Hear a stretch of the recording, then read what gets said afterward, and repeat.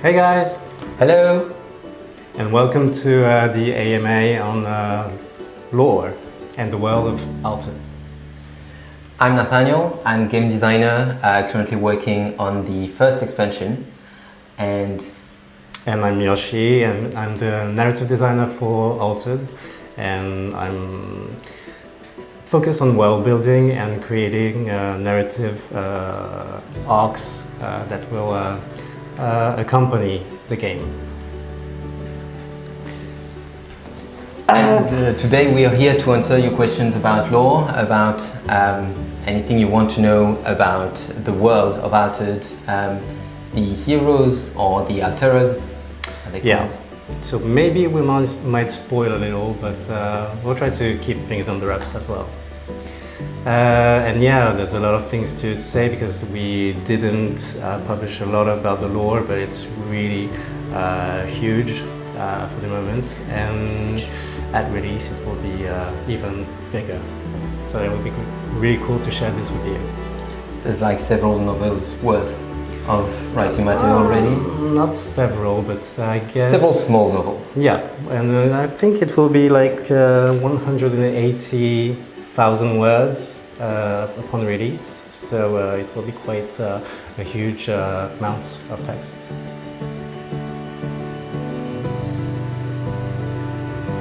Ooh, which faction has the best lore? All of them. They're all my children, so I can't choose between those. Obviously, I have a small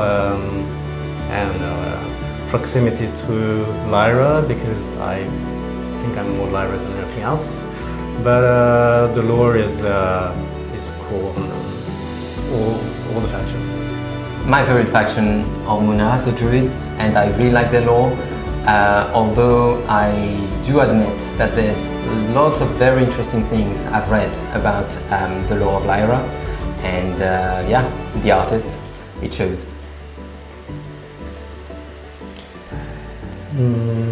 What else? I guess there's a... How large is your team dedicated to the lore? Mostly, yeah. That's me. And what is cool in Equinox is that we try to have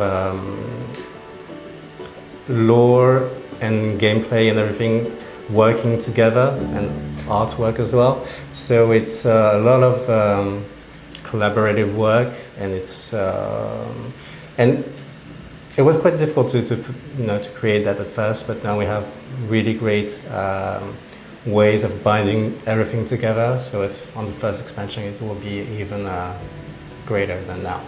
We have quite a lot of back and forth between game design and like Yoshi here, and we have a group of 3 people that we call the Triforce of Flavor, which worked on writing the flavor text of the cards, which I think nobody has seen yet. I think so.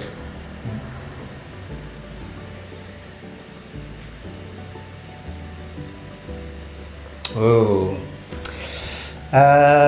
we can cross fingers and hope, because it would be one of my goals to have a lore book, and if I can, even a role-playing book maybe, because we're both RPG players and DMs too.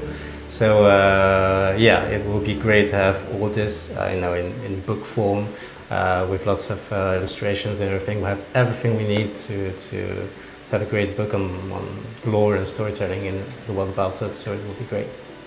At the game release, most of the access people will have to the lore will be obviously articles online, and specifically whenever you scan the QR code on one of your cards, you will be able to have a short story, a short excerpt of like who is this character and what are they doing in the lore about it.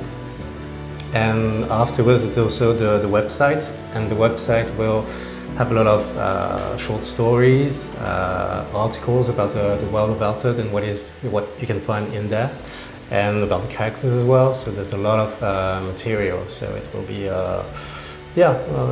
prolific.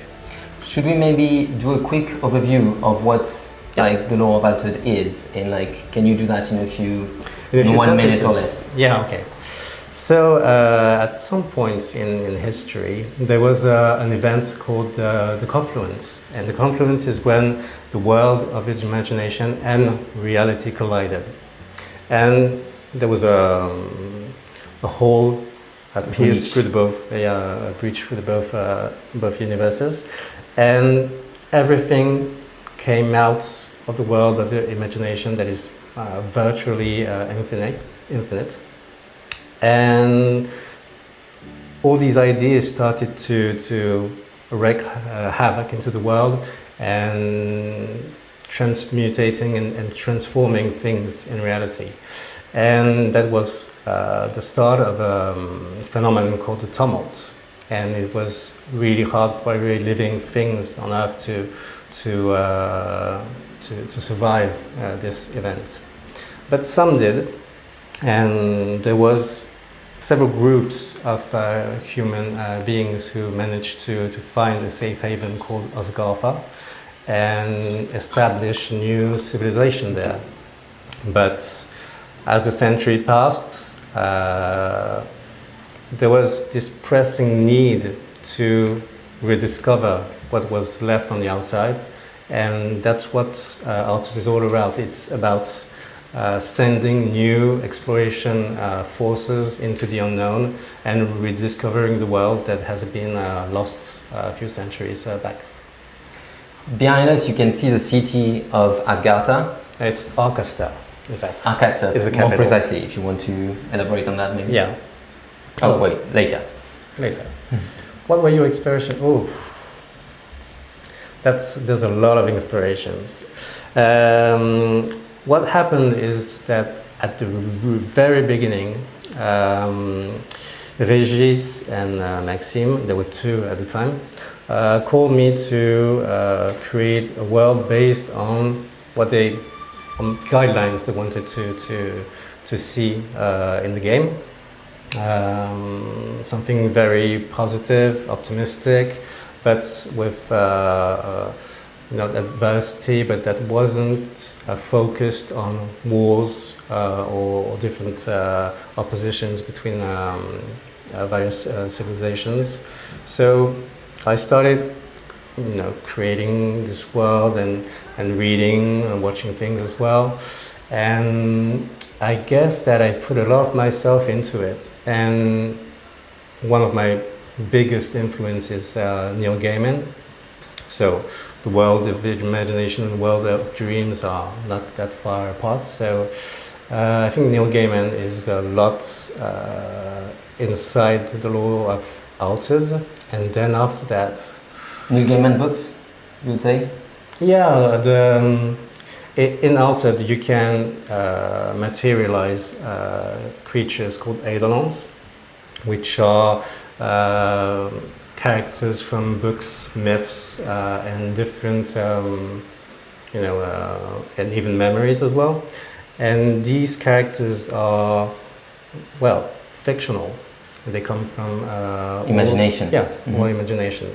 And I think that was one of the influences, how it influenced the law of Altered. Is I liked to talk about these fictional beings, these stories that, without knowing, influence us a lot. And I don't know if it's I don't know if there's a lot of things, but I think it's a real potpourri of all my influences. And I'm a big reader. I'm a big watch a lot of movies and TV series and stuff. So I think, wow, there's a lot of things here.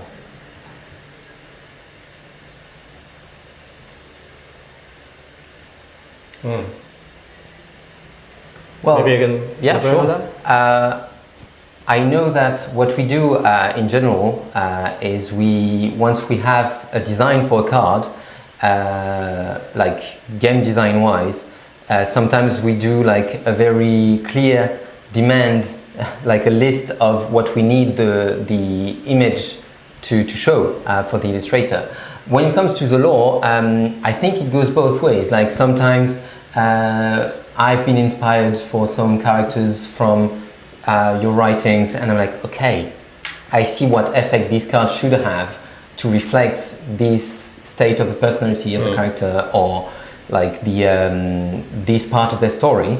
And sometimes it's the other way around. We have like a very cool game design element, and we're like, okay, how can we make that match the existing lore? And in that case, I would come to Yoshi and be like, okay, so can you tell me how would this be reflected in the Axiom faction? For example, there anyone that does this with the machines or whatever? Yeah, and there's a lot of, in fact, we try to create and build stuff, and it's really organic in the way we build this. So I can come up with ideas, and the game designers can come up with ideas too, and art as well. And what happens is that we for example, there's a briefing process when I come up with a character and I send it to the art department, and they contact an artist, and they start by creating, a sketch, and we work on that, and then there's game design as well. How can we reflect this character in game design? And sometimes we need to tweak things, and it evolves and it changes. But yeah, it's something very fluid and very organic. Yeah, adaptive. If I can start with just in the game, what's interesting is that you are not just playing the Alterer, you're not just playing the hero, you're also playing their companion, and they're linked together.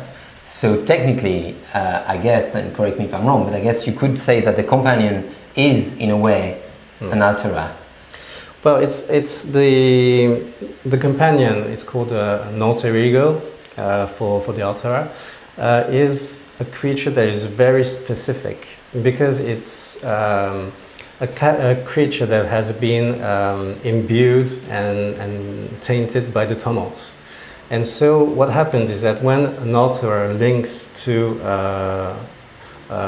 what is called a chimera, they begin sharing different powers. And because these creatures are linked to the tumult, and they're linked to mana, they're a way to harvest mana in a more productive and manner than just an Alterer. And the Alterer has the ability to summon the imagination and invoke it into reality. So it means that when they are together, they are a new type of entity that is really, how do you say that, adapted to go into the tumult. And that's why humanity has a way to go inside the tumult now, is because they managed to create these duos. And the way it works in the core game set is that you'll have your hero on one side of the board and your companion on the other side. So the companion is in the singularity of the tumult, where he harvests mana, and your hero is in Asgartha, so in the city, at least in the core set, it starts in Asgartha, and they both explore the different regions. And as the game goes on, you have more and more cards that you play as mana, and that mana is like the energy you can use to summon eidolons, summon characters, either summon them through your heroes on your hero expedition, or through your alter ego, through your companion on the companion expedition. And this way you can feel, as the game goes on, like your hero and your companion, as they get closer, you have more and more energy, and you can summon more and more eidolons, or more and more powerful characters. And to go back to the question, there are a lot of different creatures. It's not properly species, because the tumult has an influence everywhere. In Asgartha less, because it's a place that has been stabilized from the tumult. But when a creature is tainted by parasite ideas, imagine a horse And then there's a concept, a floating concept of something with wings. And this idea, winged idea, you know, latches and to the horse, it creates a winged horse, and we all know what a winged horse is. And what is happening, and some philosophers in Osgotan history think that maybe it's the re-emergence of a new mythical era. And that's a start. They don't know if it's a new myths coming, or if there are new, if it's a reset of the world. So they don't know yet. So yeah, there are creatures that are bits of pieces of things, and everything is coalesced and melted together, and so it creates new types of creatures.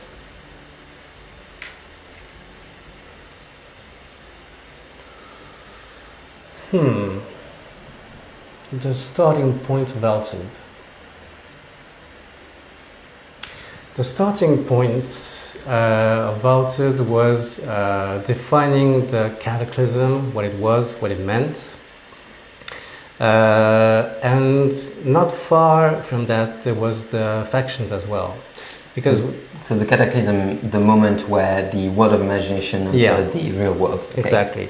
So that's the starting point, and how from this singular event you're going to create a new world, what it implies for those who live in it, what are the new physical laws, what are the new laws of the universe, and everything was a lot of noise inside my head at the time.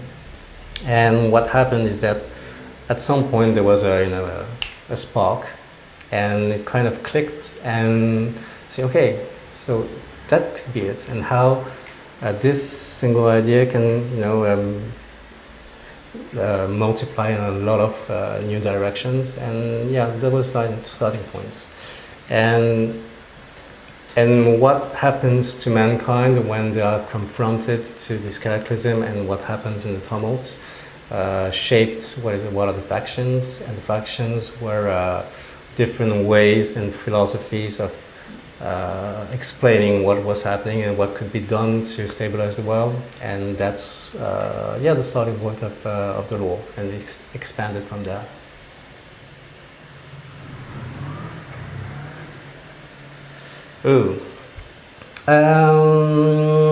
I've worked in role-playing games. The thing is that at first I worked in different French role-playing games. So you might know them, Bitume, for example, and Monster of the Week, the French version. And then I worked on a video game that's still meant to come out, but it's called The Dreamwalkers. And then after that, I've been a DM for ages. I started at 8, so it's more than 30 years now. And yeah, I was, in fact, always interested in the narrative aspect of things. And even when I worked at Asmodee, I tried to link what I was doing in events with what could be done and what stories we could tell at that point. So yeah, it was a main focus for a really long time. And then I worked on TV series projects, but then they never came out. And what else? I don't know. Well, I guess you could talk about like the game master elements of creating worlds for your players. Yeah, in role-playing games. That's really cool, because it gives you the sense of immediate response on what you create, and it's really fascinating how you control things, and yet you don't control it, because there's always what the players are doing. And it's really interesting to know how to juggle with all this, and how to still be on track and still have these little elements of impromptu events that the players, imbue in the game. So, well, and that's what I want to try as well. So there's the Legend of the Five Rings type of storytelling where it's my hope and my ambition we could give you access and influence the game and maybe change directions. I'm really excited about that. I have lots of ideas, and I wasn't around when the big craze of Legends of Five Rings was happening, but I heard about it, and it's kind of a legend in my mind, and it's one of the reasons I wanted to work on this project. Yeah.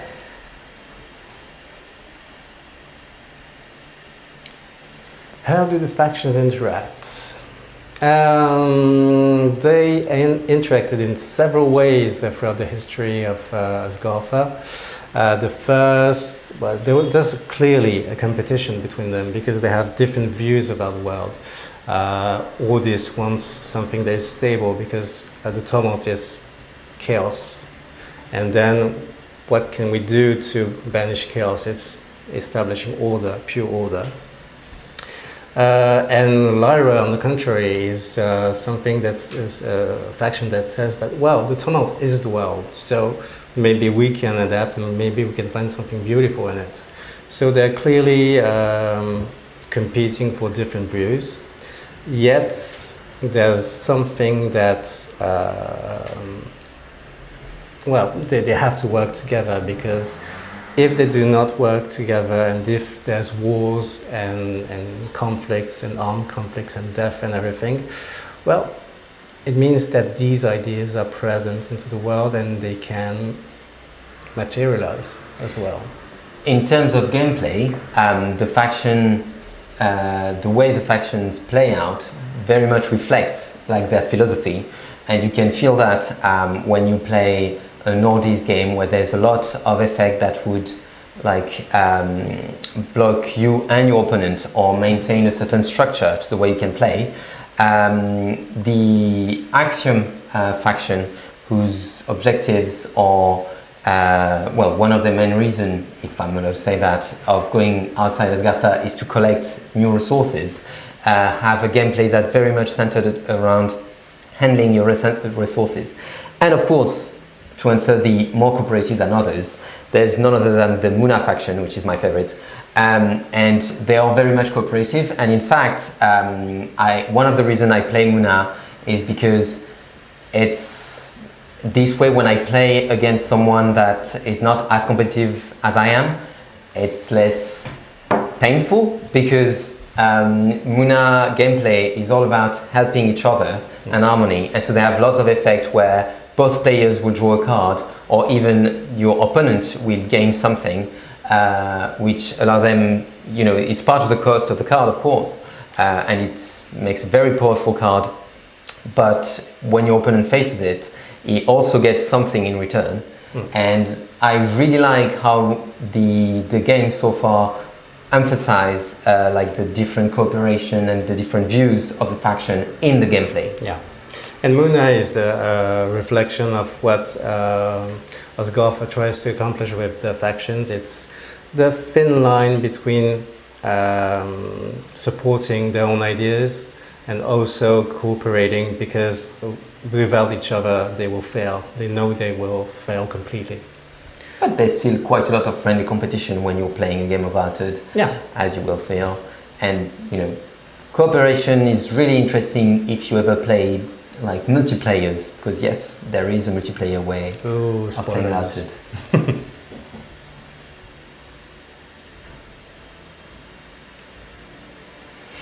Yes, there there are plans. Yes, we'll start small, I guess, but definitely. And we want events to reflect. As I said, we're all really big fans of Legend of the Five Rings at the time, so we really want something for the players to influence the lore. So we'll give you choices, we'll give you small things that will impact the the decks that will be coming in the future expansions. So there's a lot of strings that we can pull to give you a really interactive experience. So yeah, it's one of the main goals.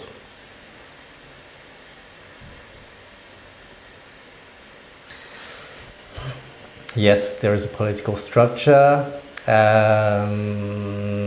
It's a republic at present, but it's a participative republic. It means that all citizens have a duty, but also time to focus on social matters. So they're expected to participate. And and Asgartha throughout its history has been a lot of things. It has been a kingdom at first, with the first high kings and queens, the Kuningas and the Kuningatar.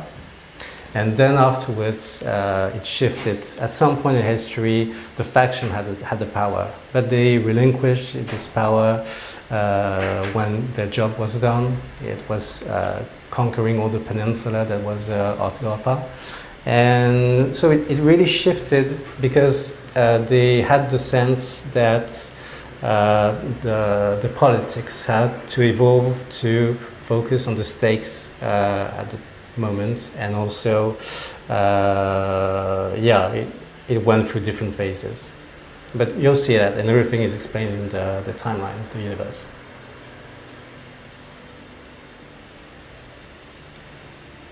Okay, I can try and work on that. So basically, the gameplay term sabotage wasn't always called sabotage in the history of the game, but we tried in the final version of the game to have every game term be something that someone new to the lore, someone that didn't know the lore altered, could understand. So if you look, for example, at the card Armor Jammer, it's a card that says sabotage, and you can see on it like the jammer, which is a machine that the Axiom designed, and the main purpose of this machine is to stabilize the tumult. So when they are outside the oasis of Asgartha, but it can also be used to prevent an opponent, like an Alterers, from summoning Eidolons from this tumult. And I guess that we strive to find words that can be that can explain several things, and big words where you can put a lot of ideas into it. And sabotage was a general idea that could reflect a lot of things. And through the expansions, there are a lot of other mechanisms that we can implement with this keyword. So if it was too focused on lore, it would have been maybe problematic to associate other gameplay aspects. So sabotage was a consensus we came to reflect this gameplay.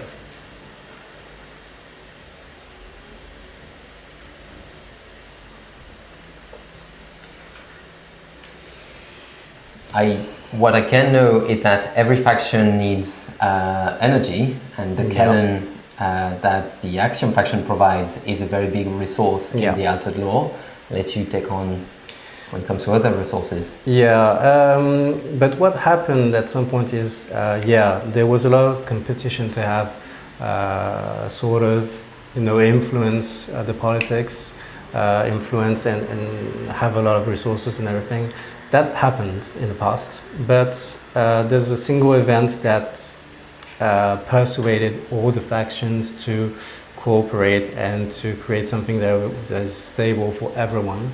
And so they had to share it, and they had to create a civilization where things were given to people in equal amounts. So there's not a lot of competition now for the resources, but one of the explanation is that because they live in a limited land. They need to expand to find new resources outside, and means that you have to go out. So the conflict can be resolved with what you do in the game. It means when you go out and you make the two characters meet at the center, well, not the center, but on the map. It means that you create a sort of explosion that stabilizes the zone for a small amount of time, and you can exploit these phases to create new pockets of stabilized land. So the further you go, and the further there will be new resources and things to rediscover and find.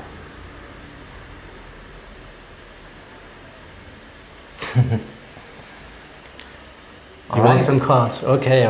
Okay, so this is one of my favorite cards in the core set.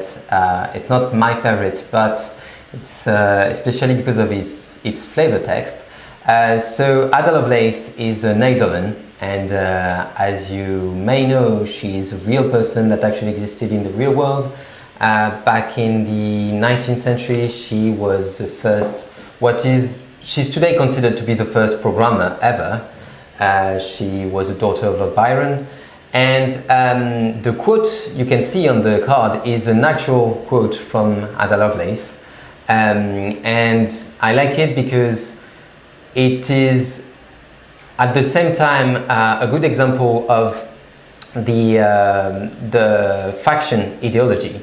Like Ada Lovelace was a scientist, and Axiom is all about like using the power of your mind to understand the world around you and to create new things and build new things.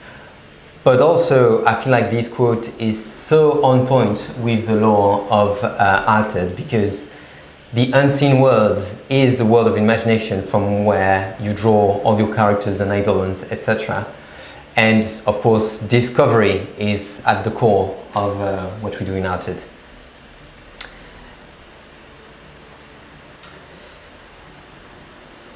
Oh, so that's my card, the Ouroboros. So it's the Lyra Bastion. So it's a landmark for the core set. But what is great with this is that there's a lot of depth lore-wise. First, you have to learn that the Ouroboros is one of 9 floating cities of the 9 Lyra clans. So it means that there's a lot of clans, a lot of other vehicle typed cities that exist in Azagartha. So it's a sneak peek on the variety and the diversity. Yeah, the diversity of everything that can be found inside a faction. So it means that there will be a lot of new things to discover on the factions as we progress in the game, and so it underlines really the fact that there will be a lot to discover and a lot of secrets and a lot of things evolving. So yeah, it's really what it evokes for me. What I really like about that card, if I may interject, yeah, is that the Ouroboros is a good example of a card where the lore and the gameplay interact, because the Ouroboros is a place where there's lots of casino, and it favors a certain kind of gameplay which is very specific to Lyra, where you use randomness, but it's not fully random for you, because you get to pick among 2 results when you have the Ouroboros, and you have other cards that you can use to get some control over this randomness. And also, I like the Ouroboros because it's part of a set. Each faction has a bastion, and each card in the core set that's the bastion of the faction is very much conducive to a certain gameplay, which again is all part of the core identity of that faction.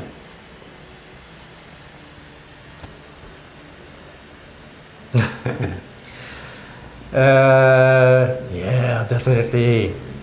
Uh, Like, don't make promises you can't keep, but we hope someday. Who knows? Cross fingers as well. I would love to. Yeah, animation or live action, or what we might start with, books and comics and stuff. But We will start with cards. yeah, Buy cards, look at the cards, find out about the lore. Yeah. Maybe later. yeah. The thing is that we don't have a strong IP at first, so we have to build everything to create a new IP. So the first thing is to create this universe, create all this richness and lots of storylines possible.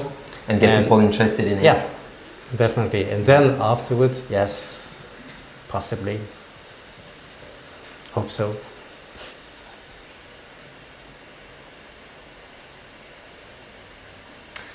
Main family. Oh, yes. So I have to deep dive a little for this one. At first, when people were called to the peninsula that will become Asgartha, they were different tribes of human beings, and these tribes converged on Asgartha, and they were led by several people, and when they settled in Asgartha, well, there was conflicts and differences, and that's why there was a first king which was elected, and his name is Rune. And then afterwards, well, there's some, all the lieutenants of Rune and everything became the first, old families, and they have a strong tie into politics and economy and everything. But so yes, there are some important families, and they have an influence in Arcasta and in the various cities in Asgartha. But yeah, you'll get all the chance to discover more about them. There are nine main families. Yeah. You have a few nobles cards that are nobles, but most of them are eidolons at the moment. Yeah. Oh, I like this question. Other factions that we haven't. Oh. Do you want to? It's a possibility to have other factions. Everything is built to have possible other factions. It's not now, definitely not, because we have to first onboard with lots of the 6 factions we have, and at some point there might be events that are, potential triggers to create new factions. So possibly, but that will be the game's designer's choice. Without talking about game design and having like playable factions yet, Yeah. I think we can mention the fact that in the lore there were more than 6 clans that converged to Asgartha. And Yeah. although these clans are not exactly the factions, they are kind of the basis. Yeah, but we don't know what they became. So The 2 others. Yeah, there are 2 others. But yeah, we have the Asgarthans have no clue on what happened to them. One has been lost to the tumult, another one chose to depart, to stay nomads. So we don't know, and it's been centuries, almost 4 centuries. So maybe it will be done, maybe it will be other things, all type of beings. All right. Well, there will be flavor text. There is a flavor text that has been written for every single card of the game. Now, some cards are very long effects, so you might not always read the flavor text on the card itself, as you've seen with Ada Lovelace before. Sometimes it appears on the card, and when it doesn't, it's like the first text that appears when you scan the code of the card and when you access the card. So when you do that, you will have first like a few sentences of flavor text, then you'll have like a short story, yeah, and then you'll have question and answers about like gameplay of the card and anything like that. What happens is that we have these flavor texts, and then we also have 300 words text about a shared memory between one of the heroes and the eidolon or thing that is depicted in the card. So that's that. And then when it's a character that is known in our world, possibly Ada, for example, we have a little text to describe who she was and what she meant for history. So it's also a way to give you an insight, to give you access to some things in the world that you don't know, maybe know nothing about. So it's a way to stimulate curiosity as well. So there's a flavor text for all cards. Yes, actually, there is a very strong attempt to try and balance the different genders. We do have some characters that are officially non-binary. When it comes to game terms, we've tried, and it's much easier in English than in some other language, but we tried as much as possible to pick terms, game terms that were like that could be used for people of any gender. And we do have statistics as to how many female, male and other genders characters are depicted in terms of having a diversity of ethnic backgrounds, of age, body types. Yeah. We don't have an absolute perfection, No. but there's definitely a lot of thought that went into that. Yeah. And I know personally the first time I played Altered, when I discovered the prototype, I was amazed by the difference compared to many other card games where in my experience you had a lot of male characters, soldiers, warriors, and I feel like it's fair to say that when you play a game of Altered, when you look at the cards, it feels like an inclusive world. Yeah, and also we did not do that alone. We sought counsel. We talked with people about all this representation, and then we tried to depict the world that it is, and we tried to give space to everything. But it's not perfect. We always You can always do better. Yeah, we can always do better, and we'll do that as we get a sense on the proper way to do things. So it's something we'll keep working on.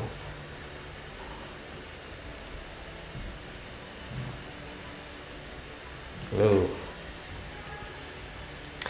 There are a lot of notable characters. One of the things that describe me as a DM and everything is that I have a lot of I created a lot of characters for all my stories. So yeah, there are some characters you know nothing about and you know nothing about in the core set, but this is a huge history with lots of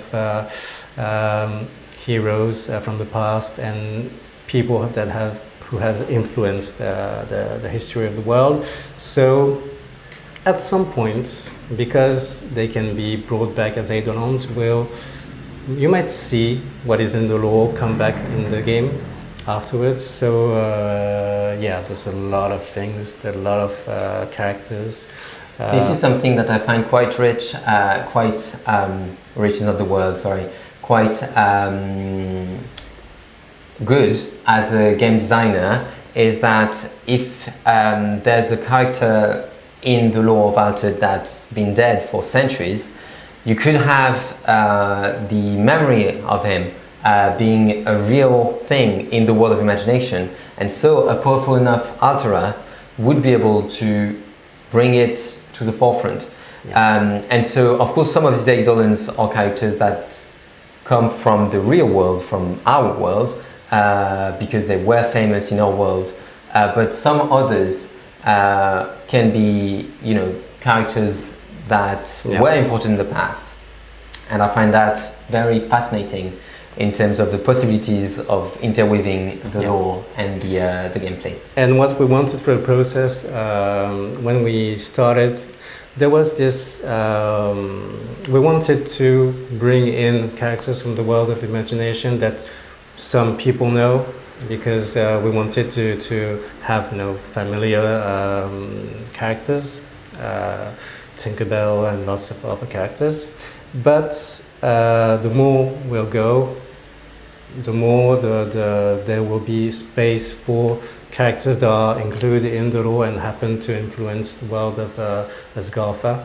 So yeah, there's a lot of possibilities, and you'll have a lot of characters with lots of great histories and backgrounds. If I can give one example that is in the core set, is a character of Esmeralda, which is an eidolon, so it's a character from the books of Victor Hugo, Notre Dame de Paris. And she is an eidolon, but she's also an active, she's been summoned by a clan, and she's also an active leader of a clan, and one of the Lyra clans. And so if you play Lyra, you get to play Esmeralda, and she's like the leader of a clan. Yeah.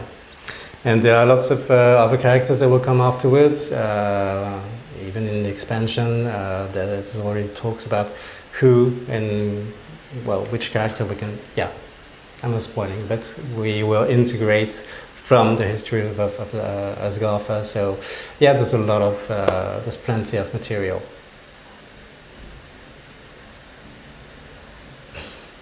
No, I killed them all.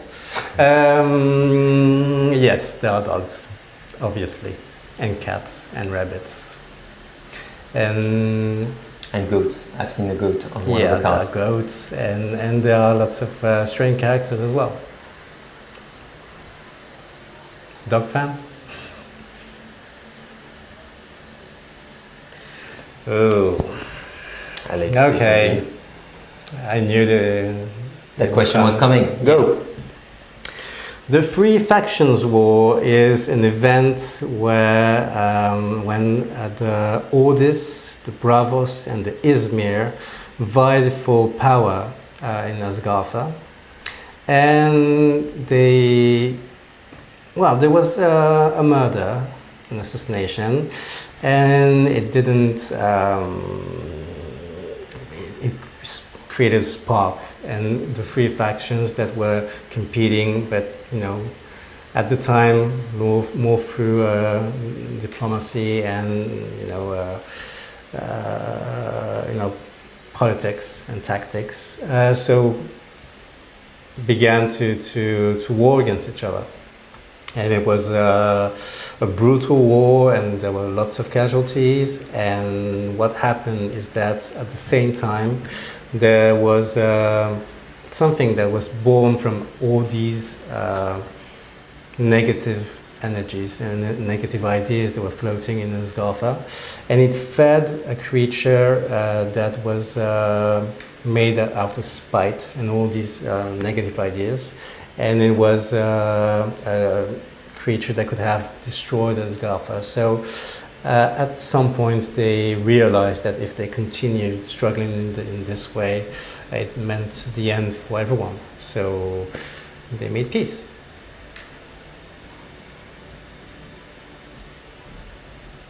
Last question. Okay. From Travis. Okay. All right. Can I? No, okay, you can go. You can. I can. Well, like the storm was a previous name for the tumult.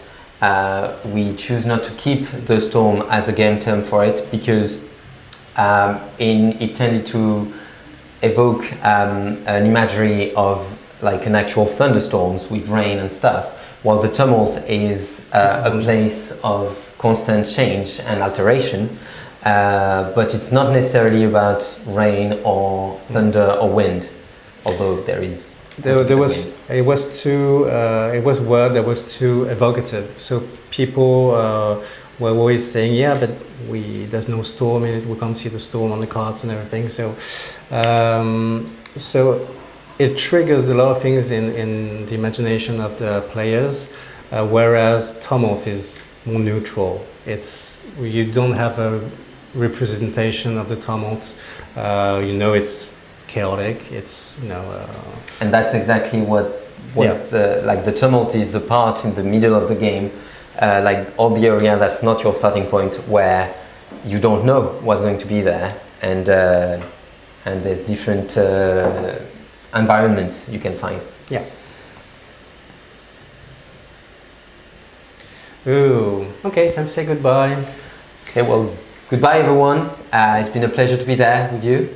Yeah, and I'm really, really excited to share everything with you. What will happen is that you might see in a few weeks the starting point of the lore for you, and then after that you'll have a steady flow of articles that will build and let you inside the world of Altered bit by bit.